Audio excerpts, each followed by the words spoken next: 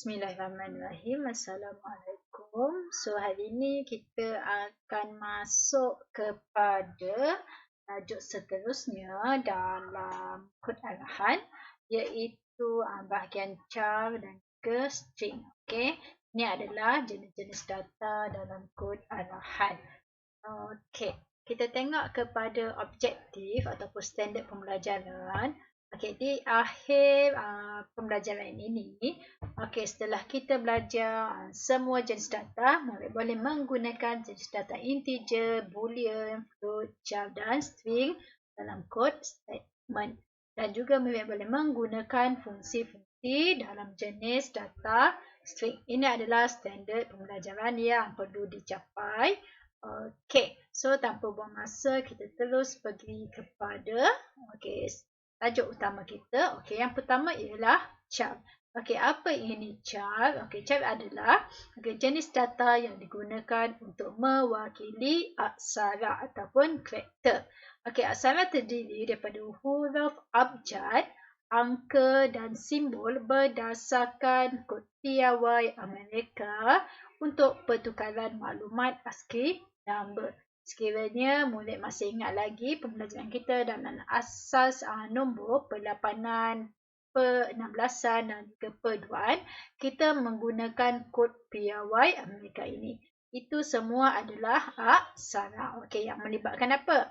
Okey, melibatkan huruf, digit dan juga simbol. Okey, contoh. Okey, huruf daripada huruf A hingga Z atau A hingga Z kecil.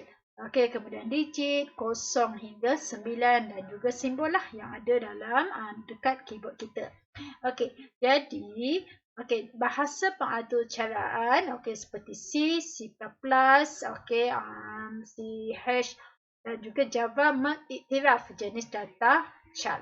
Tapi dalam Python tidak ada jenis data char, tetapi dalam Python yang kita akan belajar, kita menggunakan jenis data string. Kita menggunakan jenis data string. Jadi kita tengok apa itu jenis data string.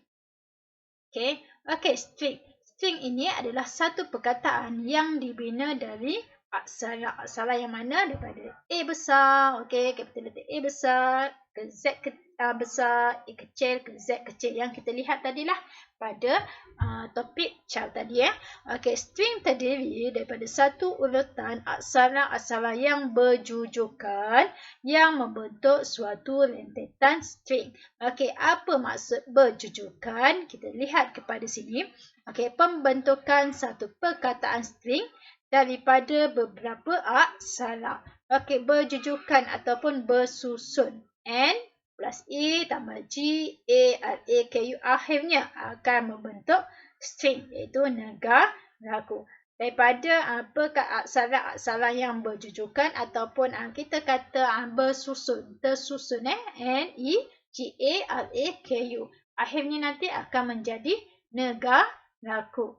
Jadi kebanyakan bahasa pengatur caraan menyokong jenis data string. Even C++ yang kita tengok tadi, Java, mereka ada char dan juga string. Tapi untuk Python yang akan kita belajar, Python hanya menggunakan string sahaja. Fungsi string sahaja, tidak menggunakan fungsi char. Jadi pemboleh ubah string, kita menggunakan sinteks str. Kita menggunakan sinteks ini str. Ini yang perlu awak tahulah sebelum kita mulakan untuk bahagian seterusnya. Kita tengok pengisytiharan jenis data string. Contoh. Ayat equal str selamat datang. Kalau di sini untuk string, kita perlu letakkan apostrofi 2 ini untuk menunjukkan string. Berbeza dengan kalau kita nak declare ataupun kita nak isytiharkan input ataupun integer ataupun float, kita setakat tulis katakan norm 1 equal int 4. Okey. Ataupun norm 1 equal float. Okey, 4.21. Okey, tetapi untuk string, okey, kita perlu tambah, okey, 2 tanda ini. Okey, 2 tanda yang ini kita perlu tambah. Okey, untuk string. Itu yang perlu awak tahu sebab apa. Okey, 2 ini menunjukkan kita isytiharkan string lah. Okey, untuk string kita perlu ada 2 perkataan ini.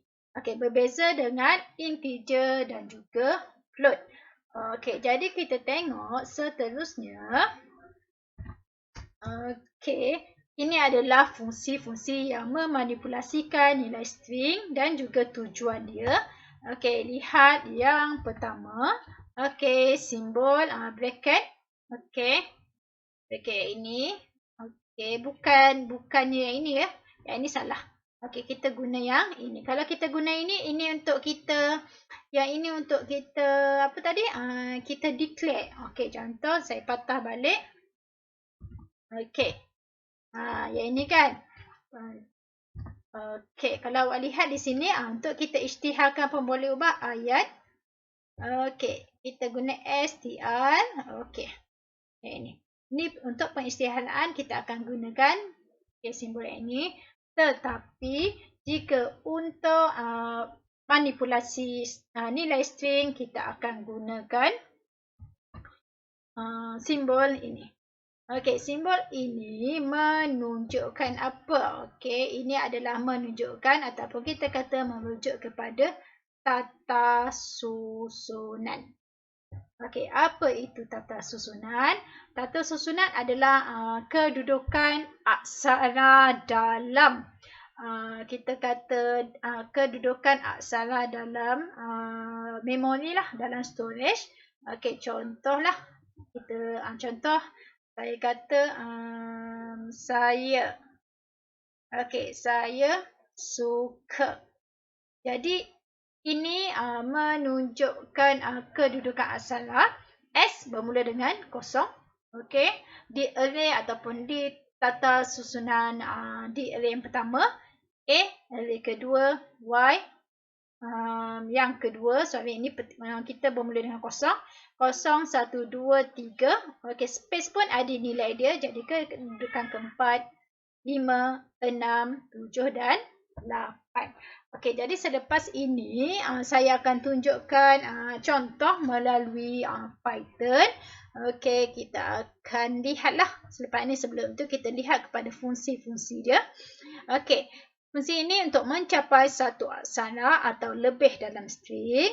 Okey, len ni untuk menghitung bilangan aksara dalam string. Contoh yang inilah, kita nak kira berapa jumlah aksara di sini. 1, 2, 3, 4, 5, 6, 7, 8, 9. Contoh 9 aksara. Manakala plus, simbol plus untuk menggabungkan dua string tanpa ruang kosong. Kalau awak lihat di sini ada space kan? Jadi kita nak gabungkan dua string tanpa space. Okey. Manakala untuk koma, kita gabungkan dua string dengan satu dan kosong. Okey, star, kita ulang string dengan bilangan yang dinyatakan dan join. Okey, untuk menambahkan aksara di antara setiap aksara. Jadi selepas ini kita akan lihat kepada fungsi-fungsi string melalui Python lah, melalui perisian Python. Okey. Baiklah, yang pertama kita akan melihat kepada tanda. Sekejap kita akan melihat kepada tanda ini. Okey, saya tulis di sini dulu. Okey, tanda ini ataupun tanda ini. Okey, kita akan lihat yang ini macam mana kita nak buat. Katakan saya ingin mengeluarkan, okey, selamat datang. Awak boleh rujuk kepada muka surat 83. Okey, muka surat 83. Okey, selamat. Okey, selamat datang. Okey, jadi sebelum kita laksanakan satu cara, kita perlu isytiharkan dulu. Okey, kita perlu isytiharkan selamat datang ini sebagai string. Okey, contoh ayat equal str. Okey, kalau awak perhatikan di sini, okey, str ni dia warnanya berbeza. Jadi kita boleh maksudnya itu adalah sinteks dalam atur cara. Jadi saya akan buat di sini selamat datang. Okey. Selamat datang. Jadi kemudian okey, kita nak print. Okey, print maksudnya mengeluarkan output. Okey, print maksudnya mengeluarkan output. Kalau awak lihat di sini, okey, A ini, okey, nilai A ini adalah pemboleh ubah. Pemboleh ubah. Dan ini adalah nilai pemboleh ubah, iaitu kita declare sebagai selamat datang. Okey, untuk pemboleh ubah, ayat ni terpulang. Awak nak buat guna ayat pun boleh. Awak nak declare sebagai A boleh. Awak nak declare sebagai kata boleh. Ataupun awak nak declare sebagai ucapan pun tak ada masalah lah. Sebab ini adalah pemboleh ubah yang diberi nama oleh pengatur cara. Jadi terpulang nak guna apa. Tetapi untuk sinteks, okey, untuk sinteks dia str, okey, ini kita perlu ikut. Okey, ini kita perlu ikut kepada sinteks yang diberi oleh Python, iaitu str. Kita tak boleh guna atau cara yang kita tak boleh gunakan sinteks yang berbeza. Kalau tidak, nanti kita akan dapat lalat sinteks. Itu kita akan belajar kemudian. Okay. So, okay. Jadi kita nak gunakan fungsi ini. Okay, kita nak gunakan fungsi ini. Okay, yang pertama kita print dulu. Kita tengok. Okay, kita print dulu ayat. Di sini, okay, print. Print ni maksudnya untuk mengeluarkan output. Jadi first kita akan print ayat. Kita tengok apa yang akan keluar. Okay, print ayat. Jadi dia akan keluar selamat datang. Selamat datang. Sebab kita print semua. Kita print semua. Maksudnya print ayat ni kita print semua selamat datang. Okay. Kemudian kita menggunakan simbol ini. Okay, simbol petak ni. Okay, untuk mengeluarkan aksara tertentu sahaja. Okay, sebagai contoh, print. Okay, print ayat. Okay, maksudnya di sini print ayat kita nak nilai, kita nak aksara di dalam ayat ini. Okay, berapa? Katakan 6. Okey, 6. Okey, kemudian jawapan dia ialah T. Okey, macam mana nak dapat T? Okey, kita tengok di sini selamat. Okey, saya tunjukkan dekat sini. Okey, selamat. Okey, S ini, okey, S ini mewakili, S ini kita mewakili tata susunan ataupun array kosong. I1, L2, A kedudukan ke-3, M kedudukan ke-4, A kedudukan ke-5 dan T kedudukan ke-6. Jadi dia akan mengeluarkan kedudukan yang ke-6. Okey, jangan confuse dalam komputer, okey, kedudukan ataupun kita kata sesuatu perkara itu dia akan bermula dengan kosong. Dia berbeza dengan kehidupan kita seharian. Okey, penggunaan matematik seharian kita bermula dengan 1. Tapi dalam komputer dia akan bermula dengan kosong. Okey, ini adalah print ayat. Okey, dia akan keluarkan T. Katakan kita nak tengok ayat apa keluar. Okey, kalau kita print. Okey, kalau kita minta untuk dia keluarkan print. Okey. Apa dia? 8 kan? Kedudukan ataupun tata susunan array yang ke-8. Oh, sorry. Okey, yang ini sebab kenapa ini adalah ini ialah ralat. Okey, ralat logik. Okey, sebab saya tertinggal ayat. Okey, print.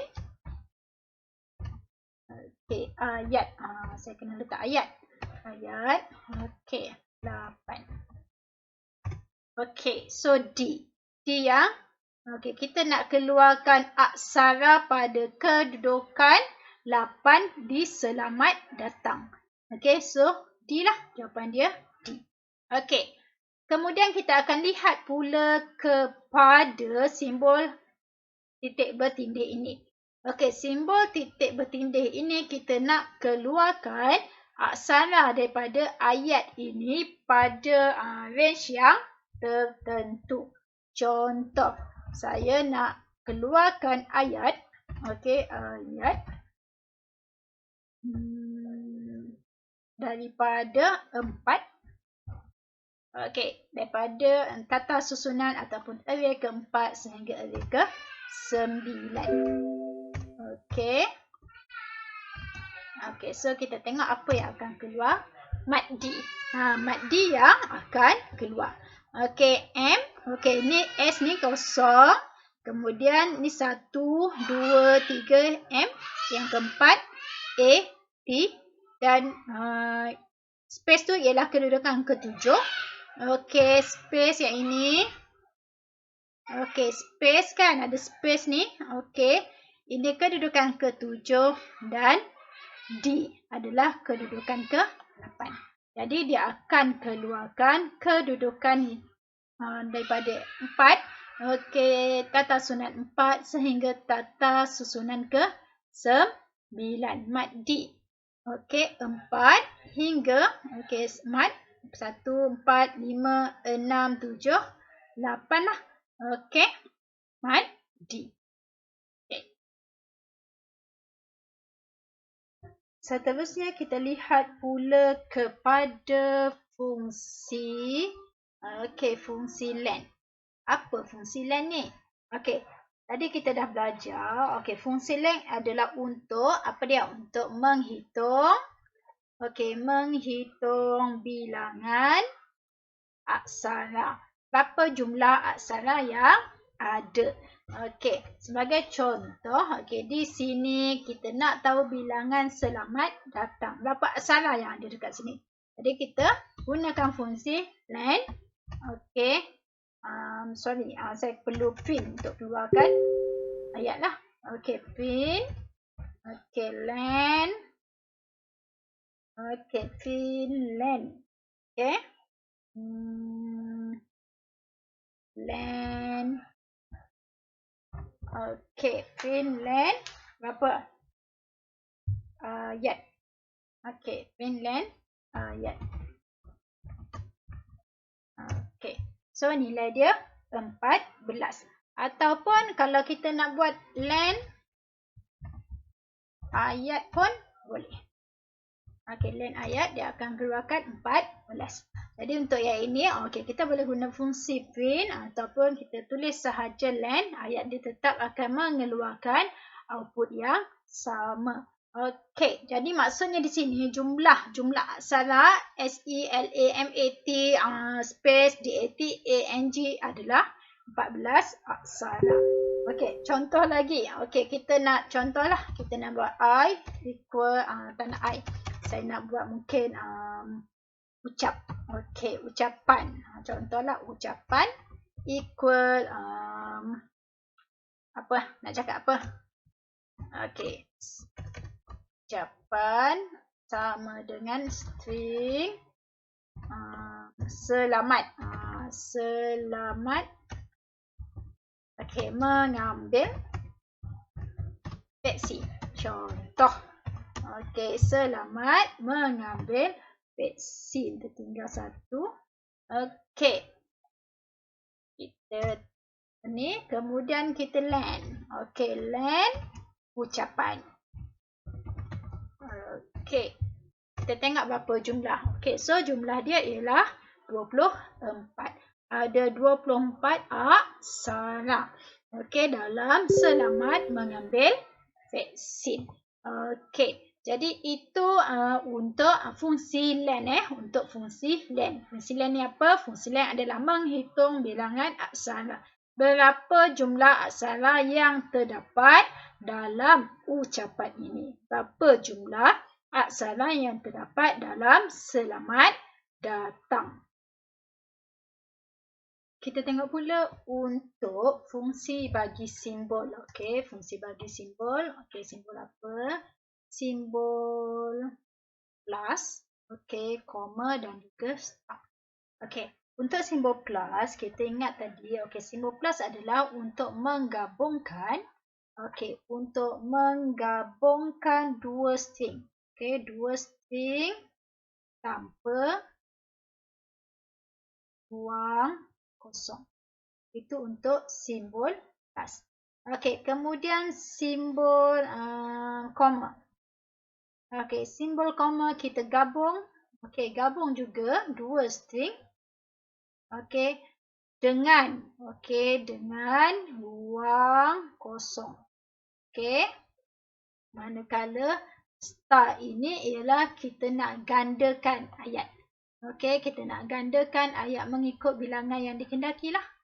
Okey, yang ini kita nak gandakan. Okey, gandakan ayat. Okey, ingat 1, 2, 3 ni lah simbol plus, simbol koma dan juga simbol star yang ini. Jadi awak boleh rujuk kepada muka surat 84. Okey, kita akan cuba jalankan atur cara ini. Okey, contoh. Okey, A equal str. Okey, hello. Hello. Okey. Okey, B equal str. Apa dia? B equal str. Dunia. Okey, dan C. Kita nak masukkan simbol. So, kita declare str. Okey. Okey, hello, dunia dan juga string lah. Jadi kita akan cuba buat. Okey, print. Okey, print kita nak apa? Kita nak buat hello dunia. So, kita akan gunakan. Okey, kita tunjuk dahulu. Kita gunakan simbol plus. Okey, print A plus B. Kita tengok apa jadi. Simbol A plus B. Okey, nampak? Okey, awak boleh lihat hello dunia. Okey, dia gabungkan dua string. Okey, tanpa ruang kosong. Hello string. Okey, kemudian cuba kita buat print. Okey, print koma pula Okey, print A, B, C. Okey, apa yang jadi? Okey, sebelum itu ini tertinggal. Okey. Okey, hello. Ada space, dia berikan kita space. Hello, berikan kita space. Berikan satu lagi space. Hello, dunia. Okey, kalau kita print, kita nak gabungkan plus dan juga star. Plus dan juga koma. Okey, print. Okey, A, B, plus, plus C. Okey. So, hello dunia. Okey, tanda seru ini. Kan? Okey. Kita nak pula buat gandakan. Okey, gandakan star lah. Okey, contoh. Print. Okey. A star 5. Contoh. Okey. So, dia akan keluar hello, hello, hello. Okey, ataupun kita nak buat print. Okey, ini digandakanlah maksudnya hello, hello, hello, hello, hello. Dia akan keluarkan 5 kali. So, kita cuba lagi print. Okey, A plus B. Okey, A, B plus C. Kemudian kita nak gandakan C atau apa? Okey, kita tengok. Okay, kita gandakan. Okey. 3. Okey, apa akan keluar? Okey, hello dunia. Okey, akan keluar gandaan 3 kali di sinilah. Sebab last kali C yang kita ambil. Okey, kita akan gandakan hello dunia. Fungsi terakhir dalam string adalah fungsi join. Okey, fungsi join. Apa tujuan join ini? Okey, tujuan join adalah untuk menambah aksara dalam aksara yang ada. Okey, contoh kita kata ayat kan? Ayat. Jadi dalam ayat ni kita nak tambah aksara lain. Contohnya lah kita nak tambah aksara double ni. Okey, titik bertindih 2 ni. Okey, kita tambah yang ini. Okey, ini contoh. Okey, itu kegunaan join. Jadi kita akan tengok. Okey, sebagai contoh, katakan adalah apa? Kita nak buat kata. Okey, kata sama dengan str. Okey, kata sama dengan str nama. Okey, kita enter. Kemudian kita nak join. Jadi kita akan print. Okey, print. Apa maksudnya di antara aksara nama ni kita nak masukkan apa? Katakan kita nak masukkan 2 titik bertindih. Okey, kita akan masukkan 2 titik bertindih. Okey. Titik. Okey, join. Okey, join kata. Okey. Enter, akan timbul. Okey, akan bertambah 1 lagi aksara titik bertindih. Okey, katakan kita nak buat apa? Kita nak biarkan dia ada space. Okey, so kita tinggalkan space. Okey, kemudian titik join. Okey, kata. Okey, apa yang okey, ini adalah namanya lalat sinteks. Okey, ini namanya lalat sinteks. Okey, bagus juga ada macam ni. So, ini adalah namanya lalat sinteks. Kenapa lalat sinteks terjadi? Sebab saya tersalah tulis sinteks dalam atur cara. Sepatutnya JOIN, tetapi saya tulis JOIM. Maka sinteks ini akan dipaparkan. Okey, paparan mesej akan keluar. Jadi saya akan tulis semula. Okey, saya akan tulis semula sekejap. Okey. Okey, so saya tulis print. Okey. Space dot join. Okey, kita tengok balik join. Okey. Kata. Okey, betul kan? Okey, so akan keluar. Okey, nama. Nak buat apa lagi contoh? Nak buat print. Okey. 2 katakan. Okey, dot join. Kata. Okey, kata. So, kita akan lihat aksara 2 akan dimasukkan antara NA, M, A. Jadi, ini adalah fungsi string yang terakhir. Jadi, untuk tajuk akan datang, kita akan sentuh pula penggunaan boolean. Jadi, saya harap video ini dapat membantu awak untuk memahami fungsi-fungsi dalam string. Sekian, terima kasih. Assalamualaikum.